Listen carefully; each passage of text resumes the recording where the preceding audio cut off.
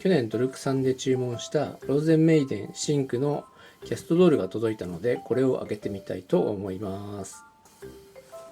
箱はこんな感じでですね、結構大きめなんですけど、大きさはですね、ちょっと MDD を置いてみたいんですけど、このぐらいの大きさ。横が55センチ、縦が36センチ、高さが24センチ。TD なんかの箱に比べるとちっちゃいですね。しか40センチぐらいだったと思うので、こんな感じの箱に入ってるということですね。では開けてみようと思うんですけども、カッターナイフ注意のカッターナイフっていうのが書いてあるので、カッターではないんですけど、このサークルカッターじゃない、ラウンドカッターでカットしてみます。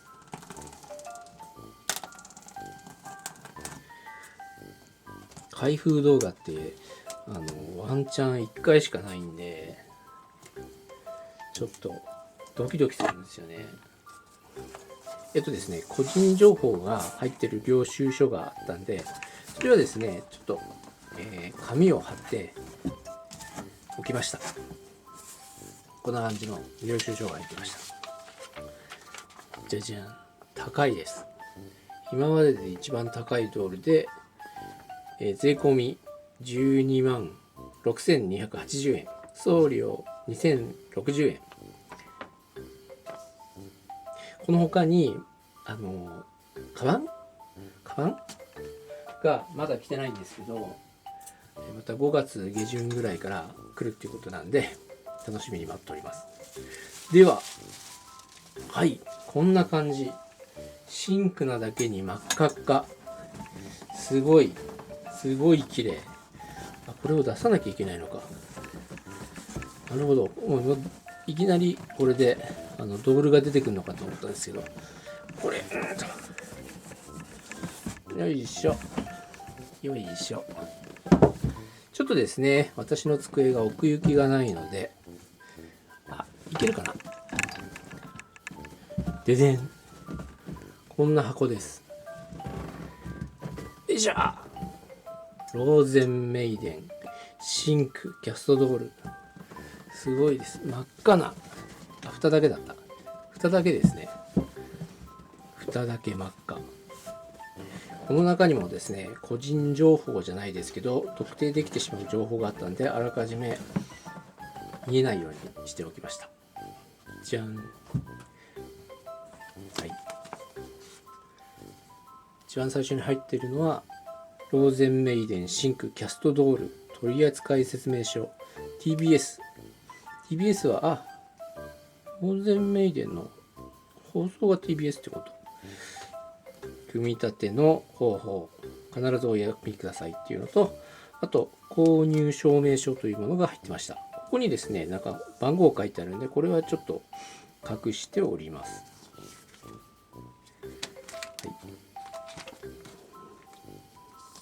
これは1枚ペラなのかな。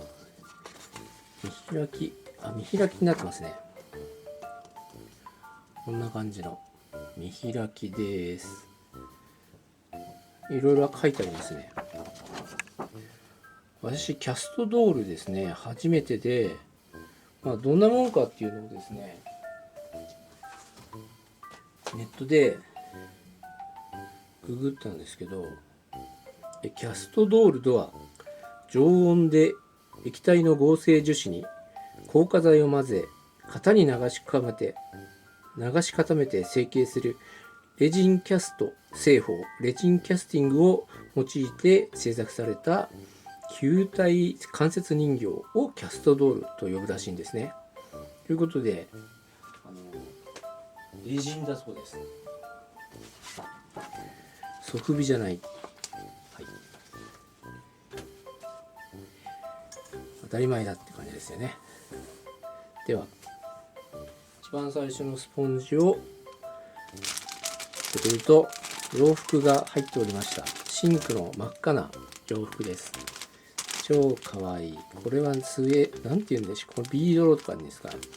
生地はちょっとよくわかんないんですけど、こういう生地と裏にボンネットとショール、リボン、これちゃんと名前書いてあるんですよね。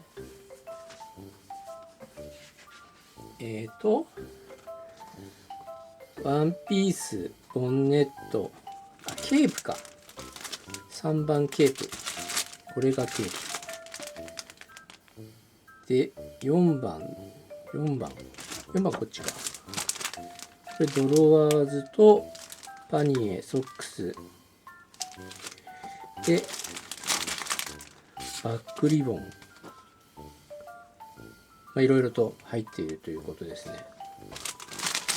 よいしょ。サクサクと。私あんまりですね、こうなんか飾るの下手くそなんで、なんか形が書いてあります。殺人現場です。見えますか？ちょっと白い線じゃないですけど、ボケてたらこれでやだな。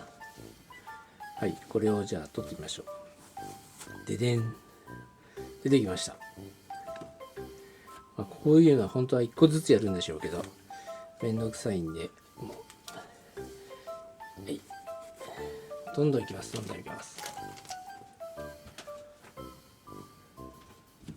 さあ、初の、素手なんですよね。本当はグローブじゃなくて、本当は手袋買おうかと思ったんですけど、忘れちゃったんですよね。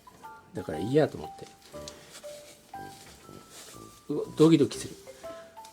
こういう取り方でいいのかな。はい、出てきました。なんかですね、ツルツルしてますね。結構ツルツルでふにゃふにゃしてます。これ動いたらいいですよね。早くそういう時代が来ないかってもう待ちわびてるんですけど、一向に来ません。はい、じゃあこれもう顔取っちゃいましょうか。これ顔ですよね。うわ怖いな。ハサミ使うのもですね、怖いんですよね。ちょっと傷つけちゃわないか。やっぱりいきなり傷つけちゃったら。さあシンクちゃん。はい、こんな感じでございます。目が入ってません。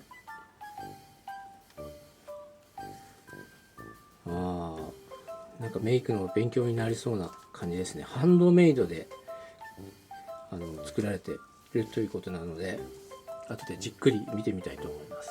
ちょっとハレーション白すぎかな。大丈夫？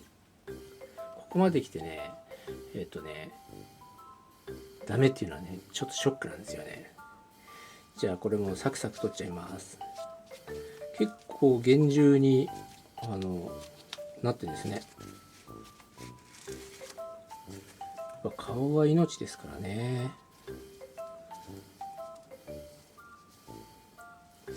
おお、怖い。はい、あと手もですね、こう割れないようにってことなんですかね。キャストドールって多分割れやすいのかな。外持っていくとかってあんまりこう至上式なんですかね。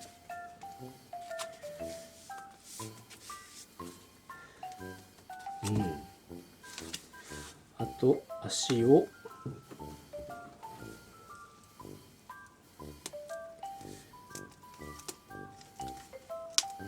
切って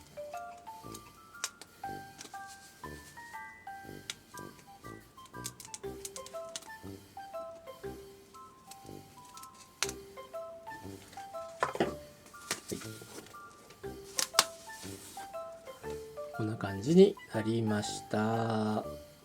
続いて他のアイテムも見てみようと思います。あとウィッグですね。でこんな感じで見せるぐらいだったらさっさと開けろよって思っちゃうんですよね。はい、切りますね。シンクはですね、40センチで比較的というかこのキャストドールでは一般的なんですかね。この後ろのこれいいですね。これボヨンこれなんて言うんですか、こういう髪の毛わかんないんですが、このシンクのシンクらしいですよね。あとこの襟というかもみあげ、これで順を叩くんですよね。順いないですが、このリボンもちゃんとついてます。こういうのってもうつけられてるんですけど、ほつれちゃったらどうするんでしょうね。自分でつけ直さないといけないのかな。いいですね。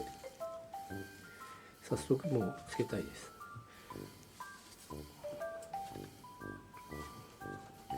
で、箱に、これはなんだ、目かな。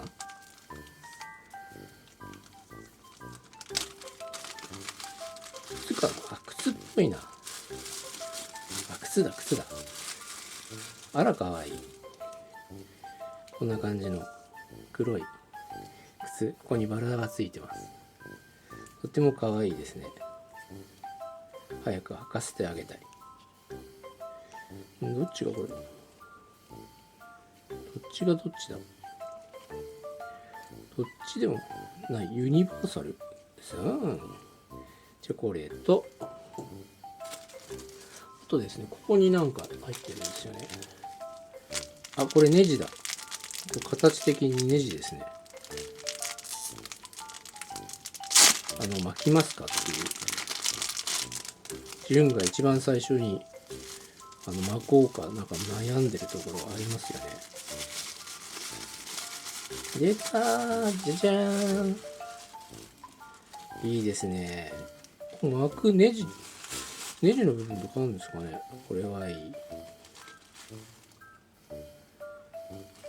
かわいい。でこれはなんだ、愛かな。愛だけ出てきてないから愛っぽいですね。すごく綺麗な愛なんですよね。いつもはレジン愛とかそんなのなんで、グラス愛っていうのは今まで実物持ったことないので、おお、見えますか？キラキラしてますよこれ。ちょっと近づきすぎた。出しちゃいましょうか。もうこれガラスなんですよね。うわ、綺麗、ピッカピカしてる。こういう愛を作ってみたいですね。ガラスじゃなくて。ガラスだと職人になっちゃうんで。おお、これ上と下あるのかな。ちょっと公式見てみて。この多分キラキラのところが下に来るんじゃないかなと思うんですけど、こんな感じの愛が2つ入ってました。多分キャストドールの方とか SD の方っていうのはこういう愛が一般的なんですかね。はい、こんな愛を作ってみたいです。ということで中身はこれでおしまいかな。はい、ということで今度はこれをですね、着替えさせてシンクに変身させたいと思います。はい、続いてですね、内容確認も含めてセットの紹介をしていければと思います。まずですね、1番ワンピースですね。こちらかわいいワンピースで、こういう袖口とかこう裾がきっちり作られてすごくかわいい感じです。シンクはこの赤いバラがとても似合うんで、形的にはシンプルなんですね。こう昔のクラシカルな感じの衣装っぽいです。で、背中はさっきですねちょっと開けてしまったんですけど、チャックがここまでついてます。でですね、この内側なんですが、さっき気づいたんですけど、ちょっとですねこちら側はきちんと縫われてるんですけど、こっち側がですね折り返して縫われちゃってるので、この黒い部分が見えちゃってるんですね。なのでちょっと色移りが心配なので、後でここにマスキングテープとか貼って対処をしようと思っております。こんな感じのかわいいワンピースです。はい、続いてこのボンネット。私はボンネットっていうと車のボンネットしか思いつかないんですけど、こういう感じで、これはここにスナップがありますね。こういう風につけるのか。このリボンを口の下、顎に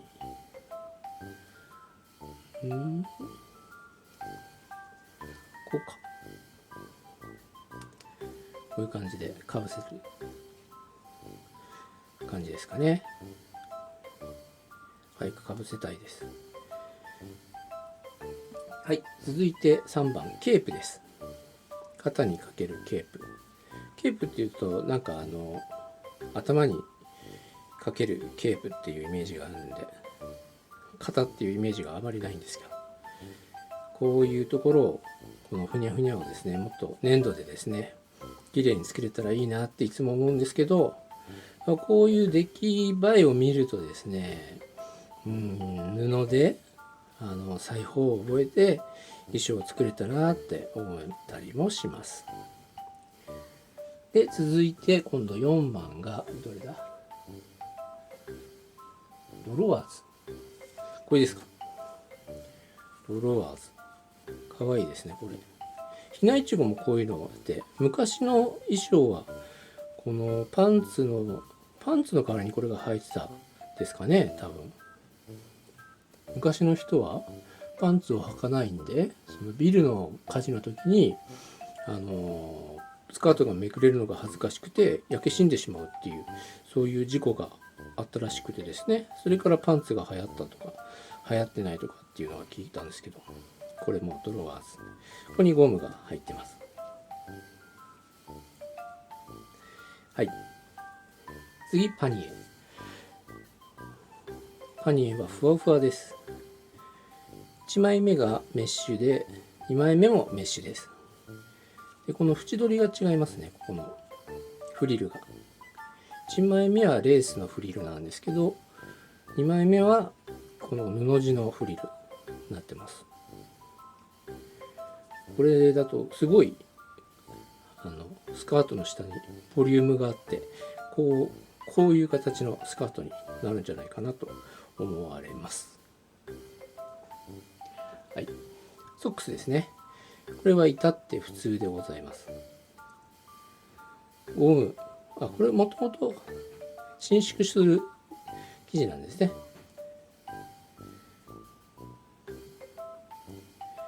ちょっと糸が出ております。はい。で、7番バックリボン。これですか。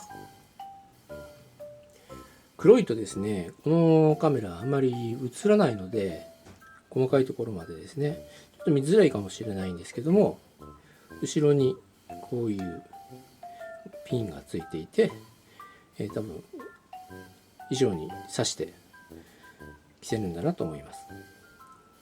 あんまり刺したくないですよね。でマグネットに変更するとかあんまりしない方がいいですかね。はい、これが可愛いリボンです。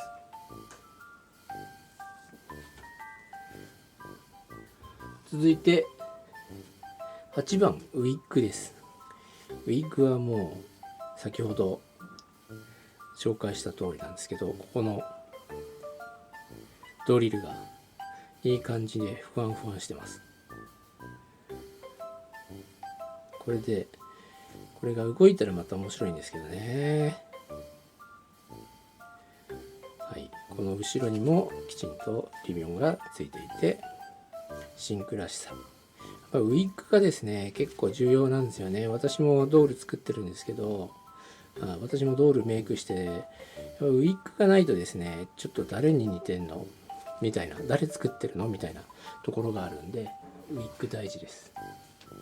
はい、続いて9番ストラップシューズ。これですね、ここがストラップなんですかね。はい、これも可愛いです。裏はですねちゃんと模様が入ってます。これは何の模様なんでしょうか。ローゼンメーデンになんか関係する模様なのかな、ちょっと分かりません。ここにはパンピースと同じバラがついてます。綺麗ですね。こういう靴も作れたらいいですよね。なかなかこんな素晴らしい靴を作れるまでになるには大変だと思うんですけど、ちょっと機会があったらチャレンジしたいと思います。続いて10番ドールアイ。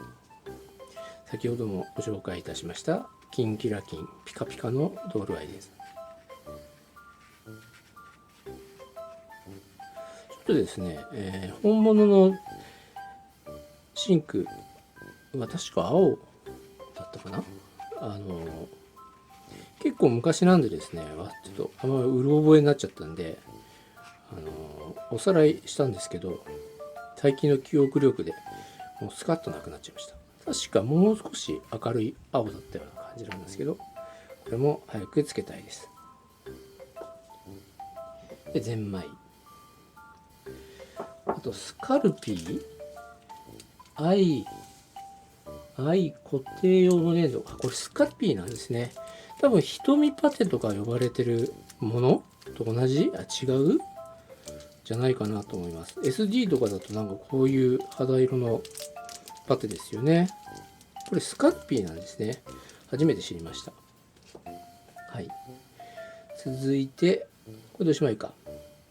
でですね、衝撃的なことが書いてありまして、ご用意いただくもの。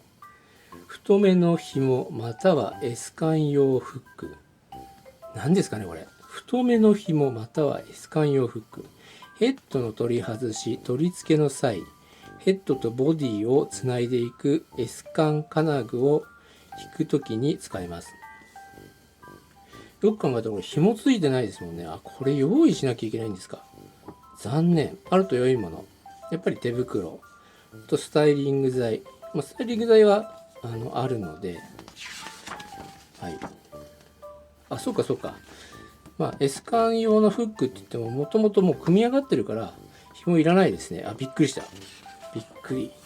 これから、ドルクさんとか、紐買いに行かなきゃいけないのかと思いました。今、夜7時15分なんで、秋葉まで、間に合わない。やばいと思いましたけど、大丈夫でした。パーツは以上ですか。ね。あと本体ですね。こちら、ボディとヘッド。改めて上から。あまりこう持った方がいいんですよね。で、綺麗ですね。こういうところにもピンクをのせると可愛くなるんですね。今ですね、電熱ペンでこの SD じゃないんですけど、このですね、唇を作れないかっていうのをちょっとやってまして、なかなか難しくて動画になってないんですけど、この唇をちょっと作ってみたいと思うんですよ。この唇作るんだったらパテでもいいんじゃないかって作ってる最中思ってもいるんですけど、それはしょうがない。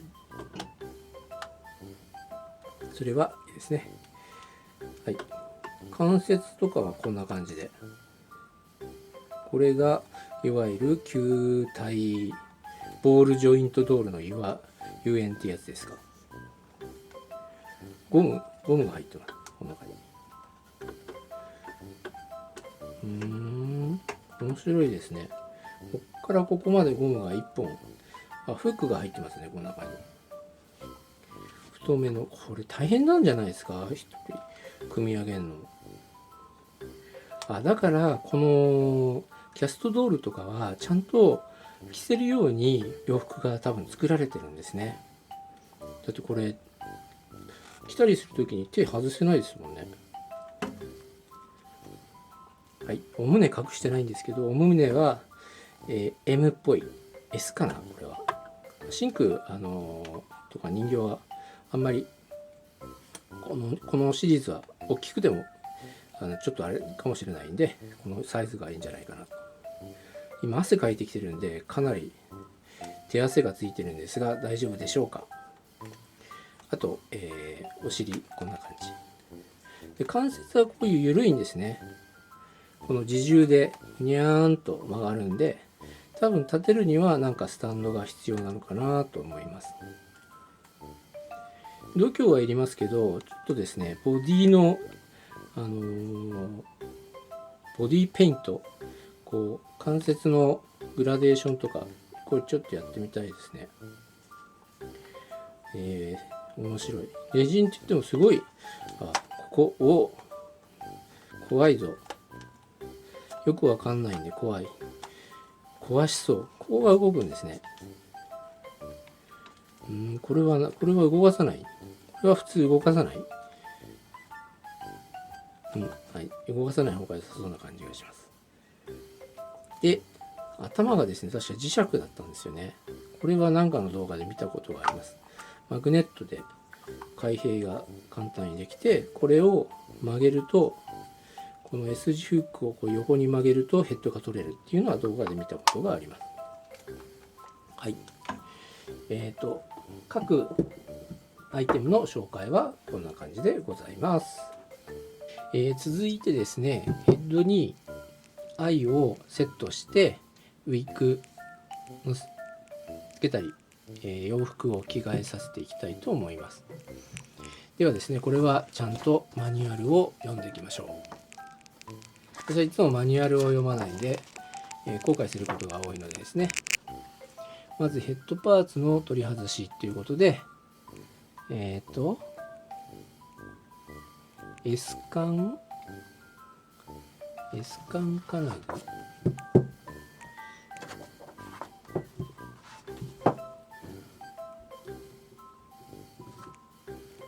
頭を取ってこのぐらいか、この見えますか、 S 管を引き上げて、これ結構硬いから、これあれですか、手でやるんですか？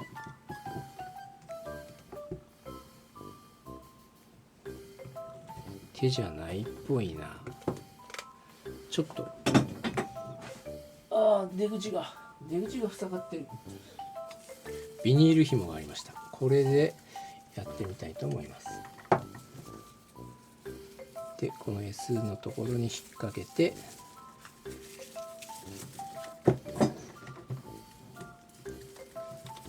よいしょ、引っ張って押し込むと、そうするとヘッドがサクッと取れる。でですね、今ですね、この S 字フックをですね、こう戻したら、レジンをガリガリって削ったんで、すごい私が想像している以上に、このキャストドールっていうのはすごい丁寧に扱わないと、なんか私の普段の扱いだったらメイクボロボロに剥けちゃうかもしれないですね。あとヘッドが特にこう少し弱いのかな、違うのかな、ちょっともう想像以上に丁寧に扱いたいと思います。はい、これで取れました。で、2番アンダーウェアを着せる。アンダー、いきなりですか？いきなり風呂が沸きました。ちょっと遠くに置きますね。アンダーウェアいきなり着せるんですか？はい、やります。じゃあまず靴下ですね。靴下はもう慣れてるので、トントン、靴下は左右ないので安心して。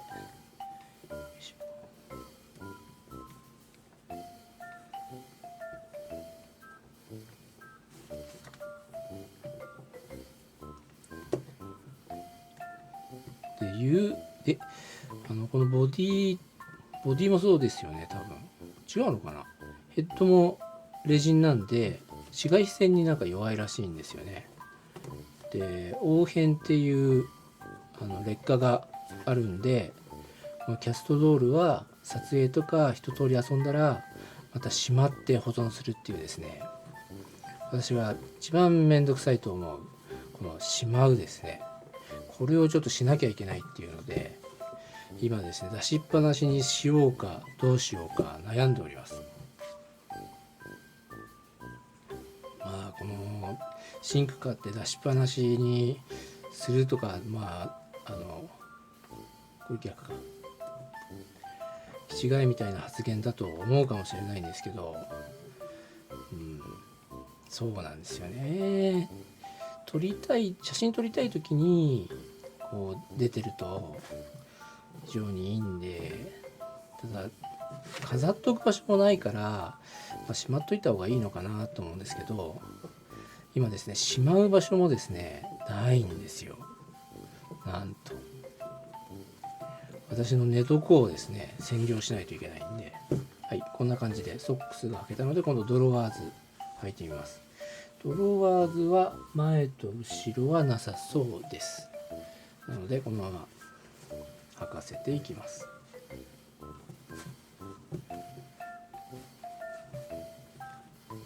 この白い生地はですね湯沢屋さんで買ってきたんですけど、やっぱり背景が綺麗なんで、こういうの買ってくるべきですね。普段はもう作業場みたいなところでしか撮らないんで、あんまり綺麗さっていうのは追求しないんですけど、シンクはね品が高いドールだから、そういったところは扱う側も配慮してあげないといけないかなと思ってですね。そんなことより皆さんの動画がですね素晴らしすぎて、私の動画があまりにもですね汚いんで、そういう反省点を込めてこういうですね撮影場所を作りました。はい、これでパニエ履けました。パニエじゃないや、ドロワーズで、今度このパニエを履かせるそうです。パニエはですね2枚なんですけども、この腰のところは1枚になってるんで、これを1回履かせるだけでいいと思います。なんか黒いな。さっきの、縫い方とかもあるんですけど、私はあんまりですねそういう細かいところは気にならないというか、気にしてたらキリがないので気にしないようにしてます。あまりにもね不良品とかそういうのは気にしますけど、こういう黒いのとか自分がやったのかどうなのかっていうのが分かんないところがあるじゃないですか。はい、こんな感じでパニエが開けました。座らせることができるんですね。結構しっかりしてます。じゃあ続いてヘッドパーツに愛をはめようということで一大イベントやってまいりました。初のスカルピーでのセット、これを開けて、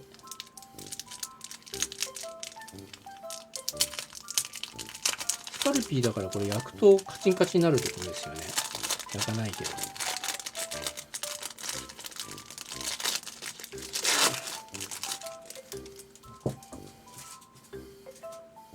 はい、こんな感じでスカルピーで人形を作ってる方の動画を見ると、こうスカルピーでね造形されてて人肌で柔らかくなるらしいんですね。で愛の 2,3 倍の量、 2,3 倍かな、半分にしました。今半分にして手で軽く揉んで柔らかくし、5ミリほどの棒状に伸ばして愛の周りに巻きつけます。残りのスカルピーは丸めて愛の後ろに伸ばしてつけます。はい、よくわかりませんが、今普段やってるようにこう棒状にしてですね、こんな感じで、これ形綺麗かどうかっていうのは別にもうどうでもいいと思います。でこれを丸くします。これドール、普通のドール SD とかのスパドルも同じなんですけど、でこれでですね、これでいいのかな。はい。でちょっと愛をですね少し囲う感じで、愛の縁がこう粘土でこう塞がる感じででこれを怖いぞこの「愛」の後ろにセットするっていうことなんですけど、問題は1は多分さっき、冒頭でもありましたこのキラキラが2つついてるんですけど、それが多分下だと思うんですよね。それを下になるようにこのアイホールのこの穴に埋めていくんですけど、ここの形状が結構丸いくぼみになってるんで、多分その丸いくぼみに合わせて愛の粘土を加工した方がやりやすいんじゃないかと思いました。じゃじゃん。ついた。結構簡単ですね。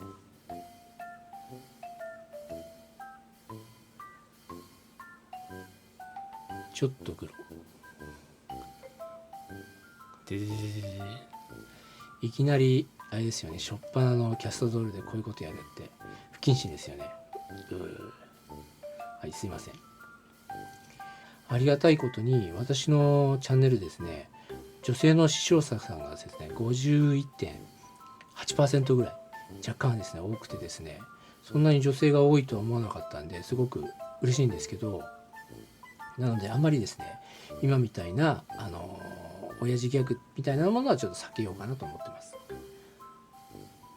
じゃあ愛の方向の調整はまた別として、この反対側ですね、同じように粘土をこねて丸くして、こねなくてもいいみたいですね。これなんか感じ見てこい。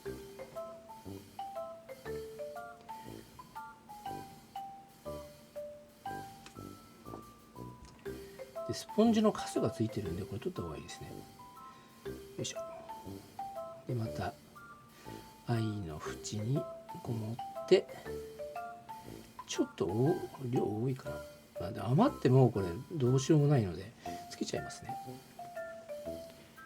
で愛つけるときはこう見るとですね方向わかんないんで、自分に向けて愛をセット。やっぱりこう突き出さないとちょっとやりにくいですね。この愛はガラスだからもうバンバン触っても大丈夫なんで安心です。はい、つきました。こんな感じ。うお、美しい。このまつげ、この唇、素晴らしいですね。これが本物のメイクってやつなんですね。自分の手に取ってですね見たのって初めてなんで、唇とかうるうるしてます。すごい線がちょっと、私も線最近描くようになってきたんですけど、こう肉みたい、本当の唇みたいに血管が通ってるような唇になってます。これ作りたいですね、こういうの。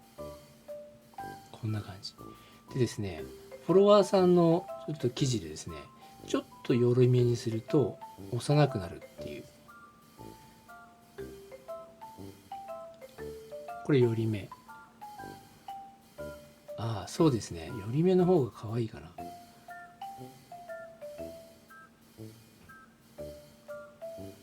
こういうキャストドールの可動愛とかっていうのやってらっしゃる方いるんですかね。方向は間違ってないけど、このキラキラがですね方向がちょっと微妙に、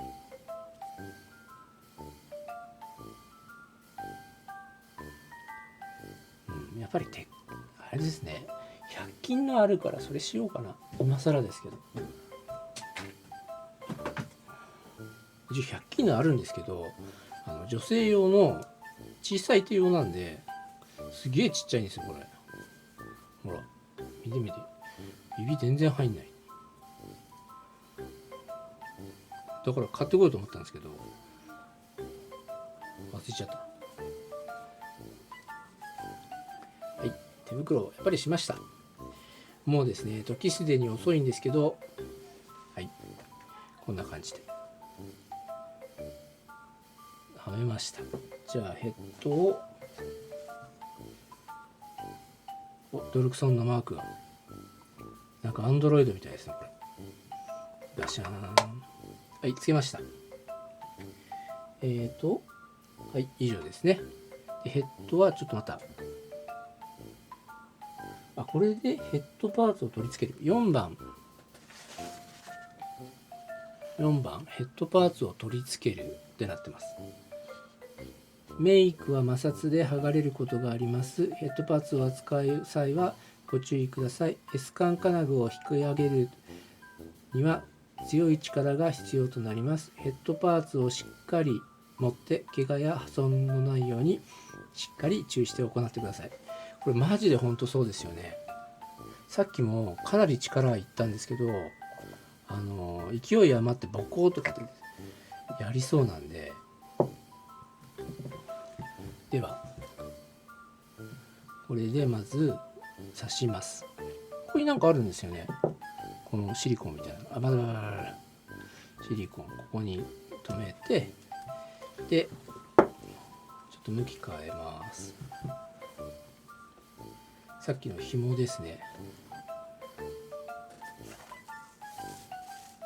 こんな紐しかないんですけど、紐だったら何でもいいと思うんですが、ここの S 管の穴に通して、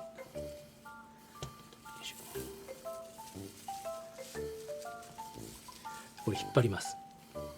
思いっきりでですね、これですね、こういう感じで、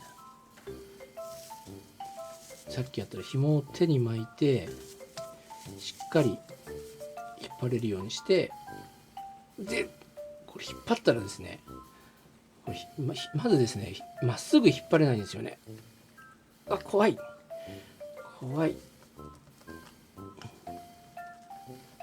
でこれ、曲がらない。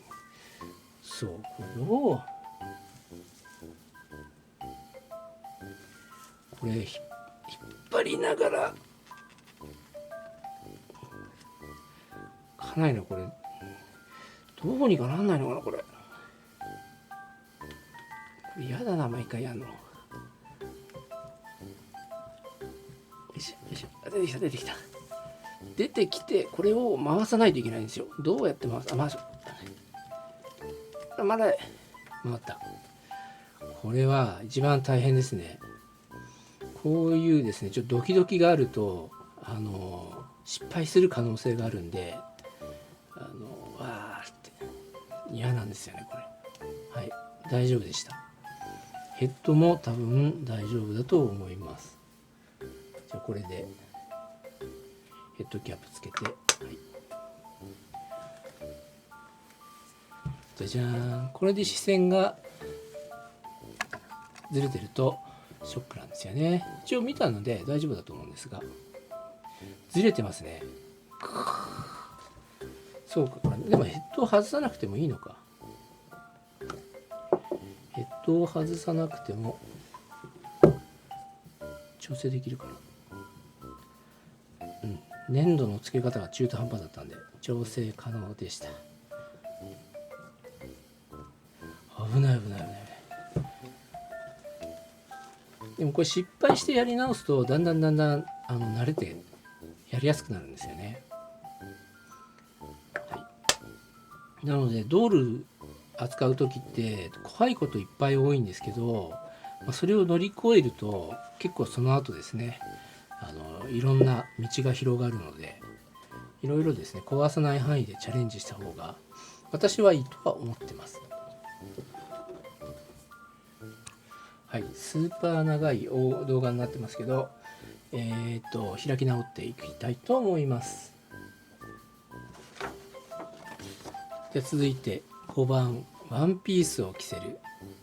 ドールを寝かせてワンピースの後ろのファスナーを開け、下から履かせていきます。胸元まで着せたら片腕ずつ袖を通していきます。両袖を着せたらドールを立たせ、後ろのファスナーを閉めます。ファスナーは強く引くと壊れる場合がありますので、端を持ってゆっくりと引いてくださいということでございます。これもしかしてこの今のこのワンピースをこのパニエ通していくってことですか？マジで？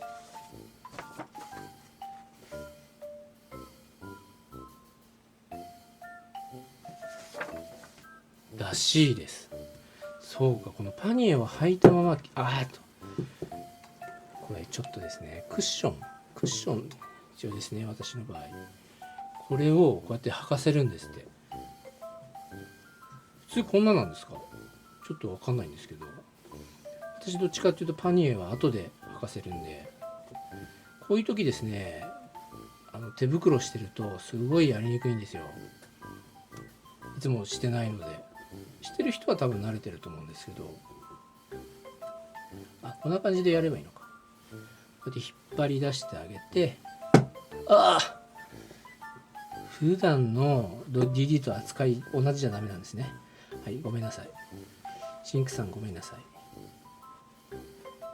こういう感じで優しく優しく、多分私が思ってる以上の100倍ぐらい優しくしないといけないっぽいですね。それだけ普段のドールの扱いが雑っていうことですかね。そんなことはないです。とても大切に扱っております。よいしょ。だんだん来て、はい、だんだん入りまし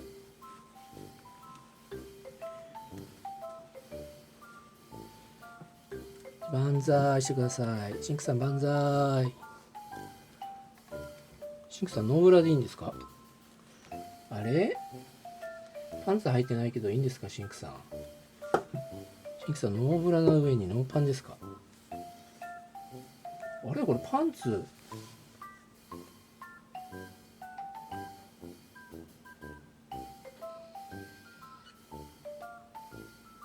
これパンツじゃないの？あれ、パンツを履かせるってなかったんですけど、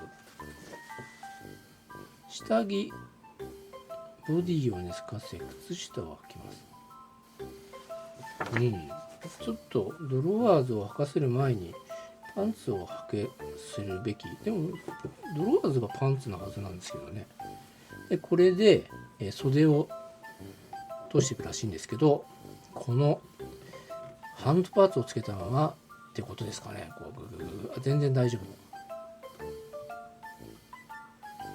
ソフビみたいに引っかかりがないですね。サラッサラしてるんで。よいしょ。なんだこれ。違うか、紐だと思ったら違った。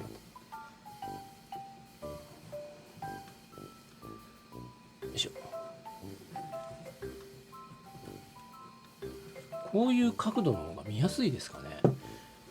もう少し上から見た方が見やすいかなと思うんですけど、もう少し角度つけた方がいいのかな。時すでに遅いんですけどね。もうよいしょ。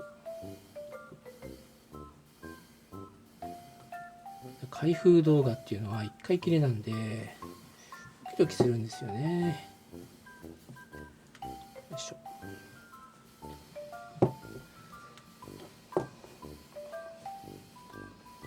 できてきました。で、立たせてって言ってましたね。立たせられないので座らせて、で引っ掛けないようにっていうんですけど、引っ掛けたらもうおしまいですね。よいしょ。怖い。やっぱり立たせるべきだなこれ。ちょっとですね、無理だよ。立たせるってどうやって立たせるんだよ。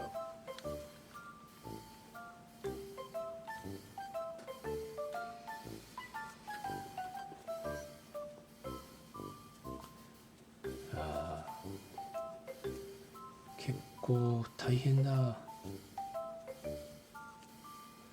じゃあですね、ここでやります。見えないですけど。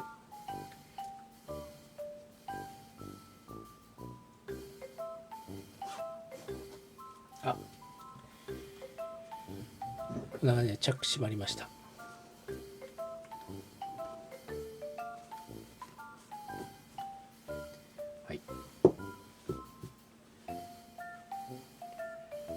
きてきました。だんだん。はい、続いて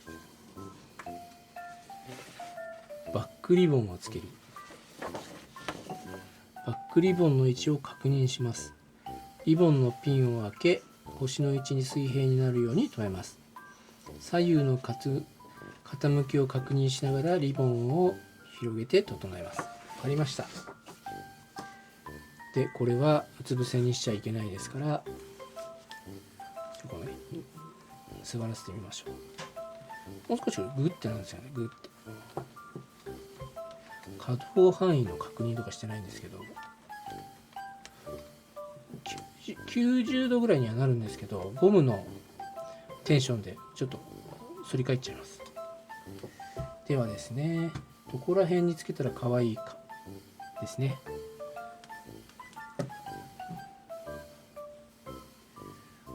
シンクさんどこら辺なんですかね、これ。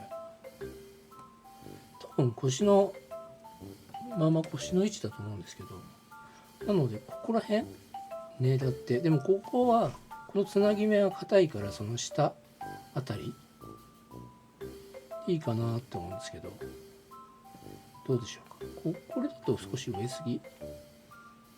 そうですね、このラインのこの下あたりに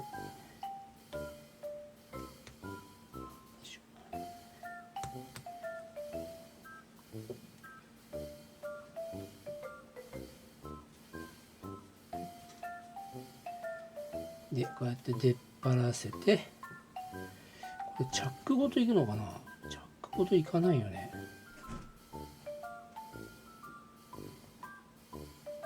で、ずれたりするから少し厚めに、あれ、針が出てこない。針が出てこない。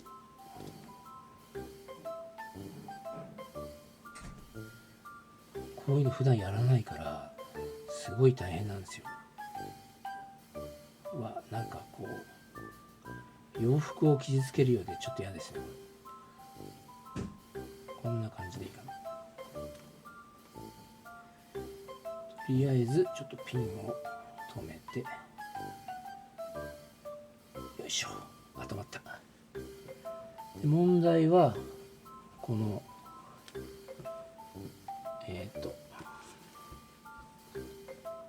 左右のこの斜めってないかですね。斜めってはないかな。で、リボンはもう広がってるので大丈夫ですね。はい、これでリボンがつきました。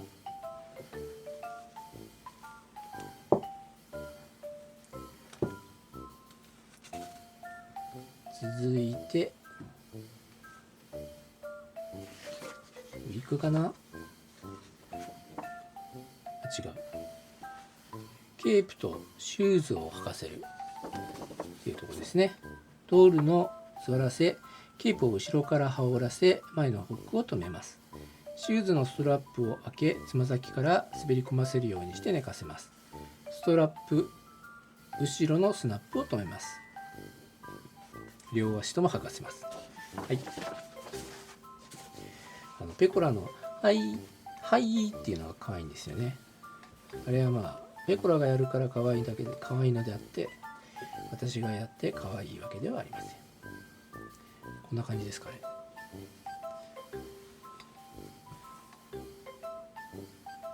フックか。よいしょ。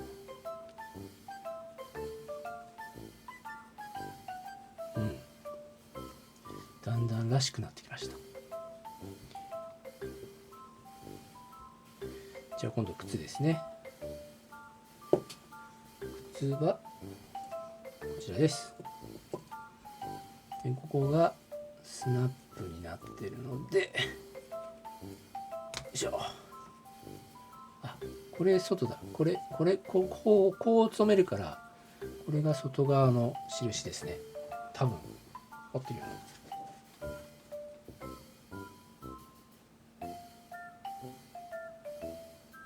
明確には書いてないです。多分人間的にはこれが外側になるはずだから、それでいきます。自分を信じます。よいしょ。これ靴下がベロベロって上がってきちゃうんですけど、これはどうでしょうか。あ、ちょっと上がっちゃう。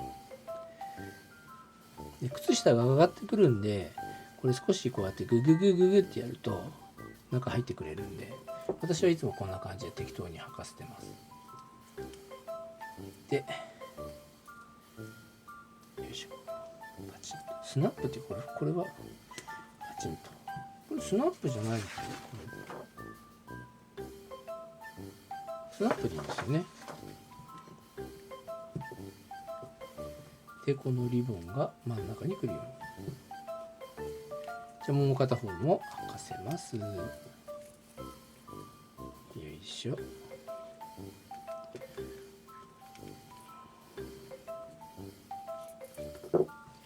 ちょっと靴下がずれてましたね。靴下がずれている。はい、こんなに丁寧にですね洋服を着せたことはないので、いいですね。やっぱ優しく心がこう落ち着いて優しい感じになります。はい、できました。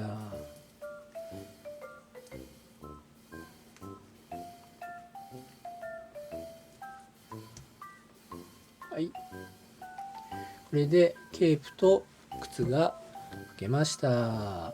じゃあ最後ですかね。これで違うかな。はい、いよいよウィッグをかぶせる。座らせてウィッグを前から軽くかぶせ、てっぺんの前側とドールの顎を指で押さえて固定します。サイドヘアを前髪に持ってきます。かぶせるときに巻き込み防止。ウィッグの側面をしっかりと押さえ、襟足の生地を持って下へ引くようにします。毛だけを強く引っ張ると毛が抜けてしまいますので、生地を持って引いてください。そうですね、これ注意必要ですよね。いきなりハゲのシンクとかちょっとショックすぎるので。ウィッグ全体の傾きや位置を整え、サイドヘアとツインテールを整えます。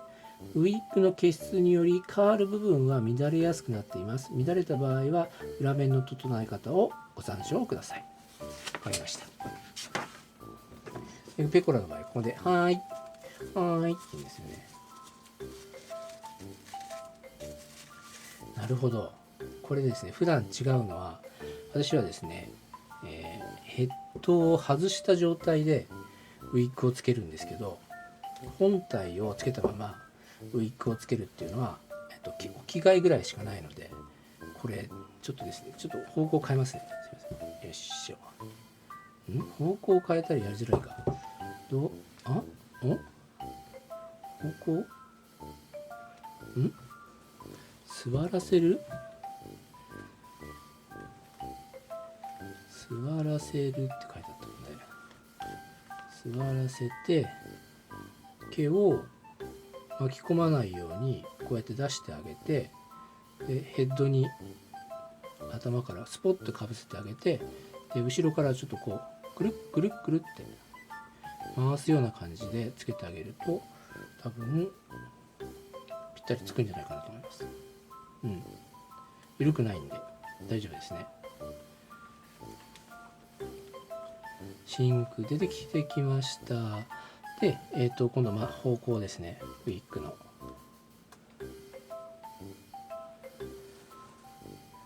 人間でこれだけができたらびっくりなんですけど、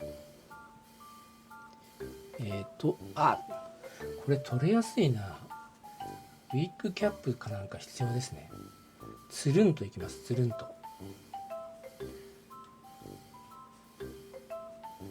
それともかぶり、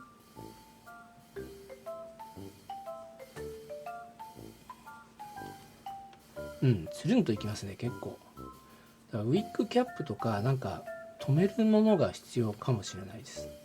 こんな感じで多分ポージングしてる時にだんだんこういう感じになってくることなってきそうなんで、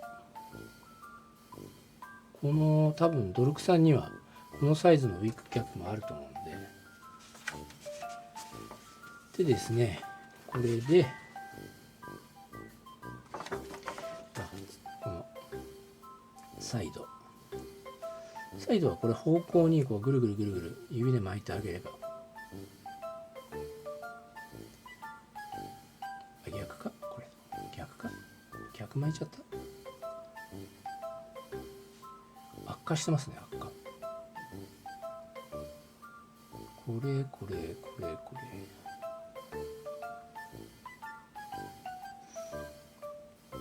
宿命なんですよね。こう毛羽がなっちゃうんですよ。だからこれをまとめるにはウィッグのミストとかが必要なんで、もう結構思い切って固めちゃうからですね。あとこのツインテールが絡まってないか確認して大丈夫。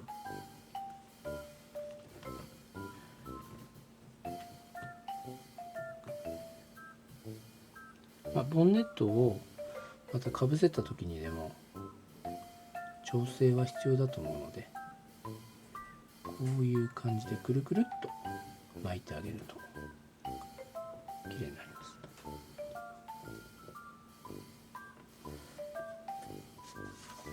じゃあ最後にこのボンネットですね。結局これ何だったんだろう。一応ブラジャーついてんですね。これセットに書いてなかったんですけど、ブラジャーとパンツがついてました。じゃあボンネットは表裏があるので、多分このバラがついてる方が表ですね。これでこのくるくるを前にするんですね。私こういうの苦手なんですよ。それも手袋してるでしょ。すごいやりにくいじゃないですか。これは不得意ジャンルです。これ超大変。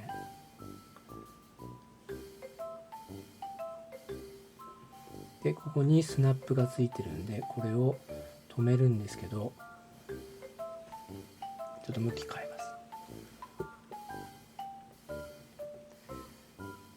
多分ボンネットをつけた時もウィッグずれちゃうんで、多分ウィッグキャップあった方がいいですね。これ今度泥臭いったら買ってきます。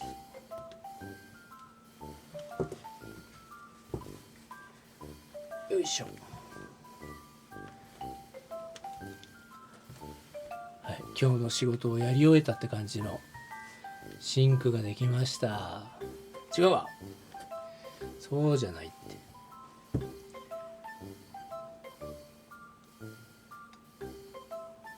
シンクは仕事はないじゃないね。これでボンネットを可愛く。これすごいですね。やっぱほらこれ今ちょっとずれましたよね。おでこちゃんになっちゃった。ボンネットの重さでもウィッグずれちゃうんで、これ私だけなのかな。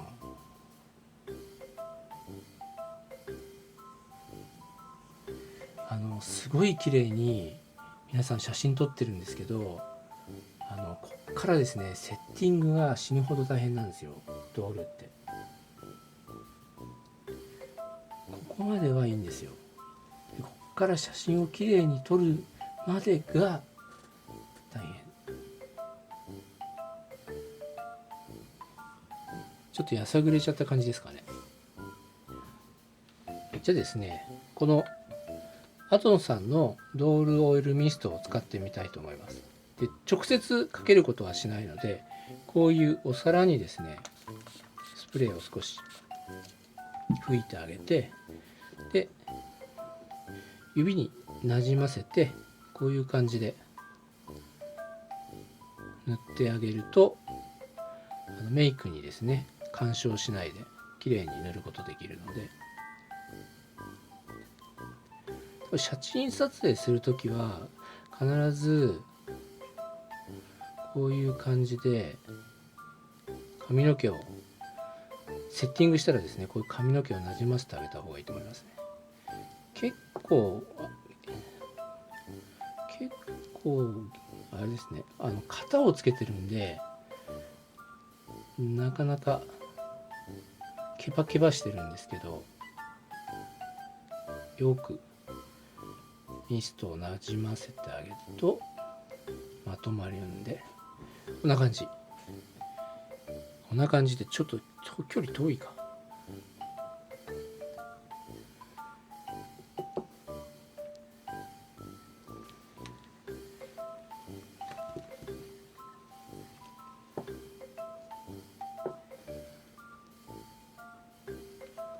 ひっくり返っちゃう。なかなか難しいですね、新しい道具っていうのは。勝手か分かんないんで。こういう感じで、結構ですね、ビシャビシャな感じがいいと思います。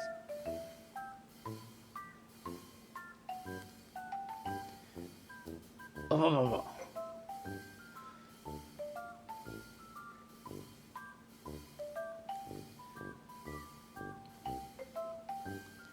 で、毛が最初結構抜けるんで、抜け毛はですね、もう思い切って抜いちゃった方がいいと思います。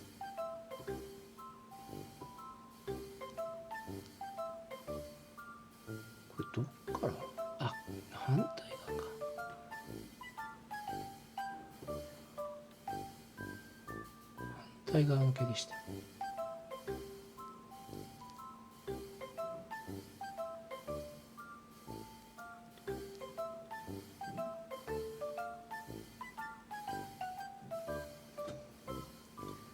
でこういうのはまず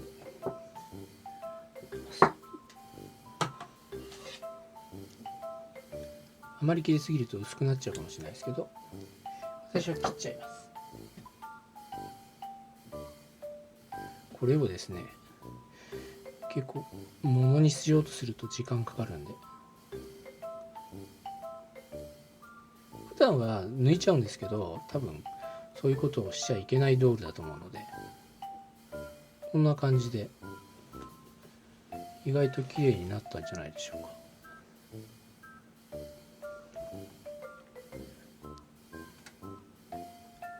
どうしても癖でヘッドフェイスを触っちゃうので、ちょっとここだけ徹底しないといけないですね。はい、こんな感じでちょっと微調整します。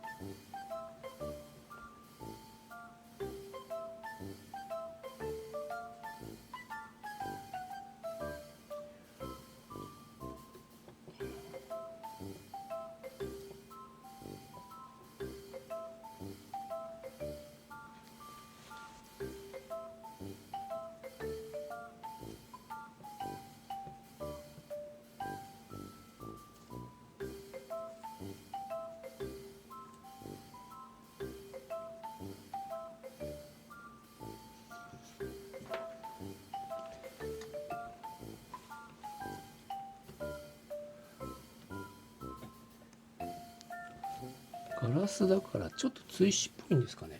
こんな感じですね。でちょっと後ろを見て、後ろもですね、このリボンがちゃんと前に出るようにと、あとこのきちんとちょっと寄り分けてあげて、これをくるくるくるくると、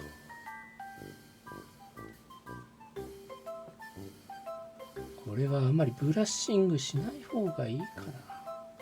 ブラッシングすると下手するとくっちゃくちゃになるんですよね。だからこう上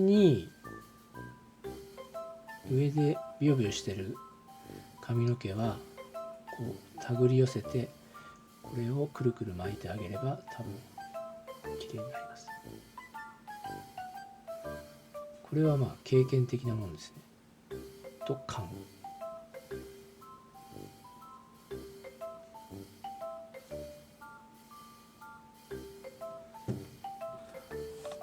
はい、こんな感じでシンクができました。ちょっとですね、座るとグリグリグリって後ろに抜け取っちゃうんで、これはですね、また改善点とかを調べたいと思うんですけども、かなり理想に近い、もうほぼほぼ理想通りのシンクになってるんじゃないでしょうか。アニメっぽくない顔なんで、そこはですね、リアルのドールっていうことなんですけど、もう顔のこのメイク、造形、あとウィッグですね、あとボンネットとかそういったところの洋服関連、装飾品全てにおいてもう完璧な感じがします。こういう風にもういいなって思うドールを手にしちゃうと、また次のドール、ちょっと今リボンがずれてたんで、こういう素敵なドールを手にしちゃうと、やっぱりドールお迎えしたいなって思っちゃいますよね。ほら、よいしょ。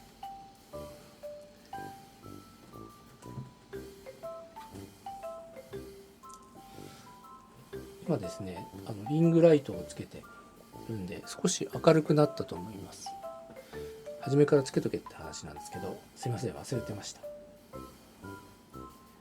で、一周させてみると、この後ろもですね、このリボンとツインテとこのボンボン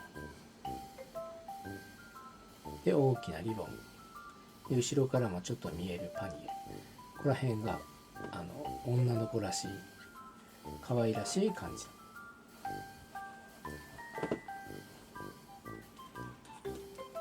手とかは手首は固定できるんですけど、肘がちょっとゴムでピローンと戻ってきちゃうんで、こういったのもですね、また、こういう遊び方をしないのかもしれないんですが、ちょっとこういうですね、表現をしたいとかっていった時にどうやってやるのかっていうのをまたいろいろ調べたいとは思うんですけど、ここら辺がど素人で大変申し訳ございません。ということでですね、ドールの開封動画は、シンクの開封動画、超長いロングバージョンでなってしまったんですけども、初めてこういうキャストドールを手にしてですね、そのまた違いとか良さとかそういったものに気づけたというか、もっと使っていくともっと気づくと思うんですけど、そういったものをやっぱりですね、知ればまたそれをですね、皆様にお伝えできると思うので、はい、このシンクというドールにあえて私は本当に嬉しく思っております。ちょっとですね、金額がやっぱ高いので2体3体はいはいはいはいとはいかないんですけど、次ですね、今年発表されるんですが、水銀灯が出るらしいっていう噂があるので、ちょっとですねそれに期待して、水銀灯が出るのであればやはりですねシリーズで持っておきたいなと思うので、水銀灯はちょっと購入予定ではあります。またですね、このシンクのどういう動画でしょうね、シンクの良さを伝えるような動画綺麗にまとめられたらアップしたいと思いますので、ご期待いただければと思います。はい、今回はもう超長丁場な動画になってしまって申し訳ございませんでした。またですね、素敵な動画、可愛い動画送っていけたらと思いますので、これからもよろしく、これからもシンクとモードもよろしくお願いいたします。それじゃあまたね。じゃあ次の動画でお会いしましょう。またね。